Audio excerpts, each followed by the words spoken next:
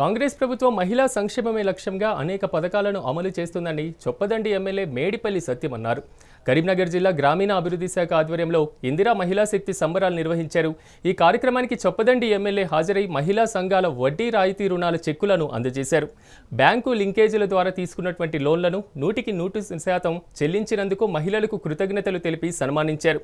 ప్రభుత్వం ఏ పథకం మొదలుపెట్టే ముందు మహిళలకే ప్రాధాన్యత ఇస్తుందని, మహిళలకు ఉచిత బస్సు సౌకర్యం కల్పించడంతో పాటు 200 యూనిట్ల ఉచిత కరెంటు, 500 రూపాయలకే వంట గ్యాస్ ఇస్తున్నట్లుగా పేర్కొన్నారు.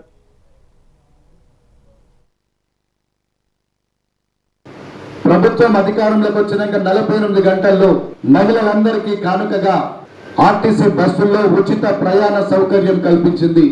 ఇవాళ మీరందరూ మహిళా సంఘాల నాయకురాలు ఇక్కడ ఉన్నారు. మీరు జిల్లాలో కానీ ఏ మండలానికి అయినా ఈ రాష్ట్రంలో ఎక్కడికి పోయినా ₹1 టికెట్ లేకుండా మహాలక్ష్మి పథకం కింద ఉచిత ప్రయాణ సౌకర్యం కాంగ్రెస్ పార్టీ ప్రజాప్రభుత్వం కొలుదీరినాక 48 గంటల్లో అమలు చేసి చూపించడం. ఇది మాకు మహిళల పట్ల ఉన్నటువంటి కమిట్మెంట్.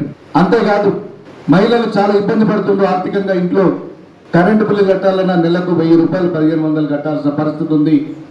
వాళ్ళకి ఇబ్బంది కలిగించద్దని చెప్పి 200 యూనిట్ల లోపు వినియోగించుకునే ప్రతి ఒక్కరికి కూడా ఉచిత కరెంట్ ఇస్తుంది కాంగ్రెస్ పార్టీ ప్రభుత్వం.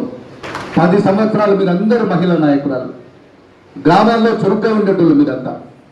మీకు ప్రతి విషయం తెలుసు. 10 సంవత్సరాలు పోయిన సర్కారుకు అవకాశం ఇస్తే బీఆర్ఎస్ పార్టీ 10 సంవత్సరాల అధికారంలో ఉంటే ఈ రాష్ట్రంలో ఏ ఒక్క పేదోడికి కూడా ఒక ఇల్లు ఇచ్చిన పాపన వలేదు. ఒక్క ఇల్లు ఇచ్చిన పాపన వలేదు. ఇచ్చిందా?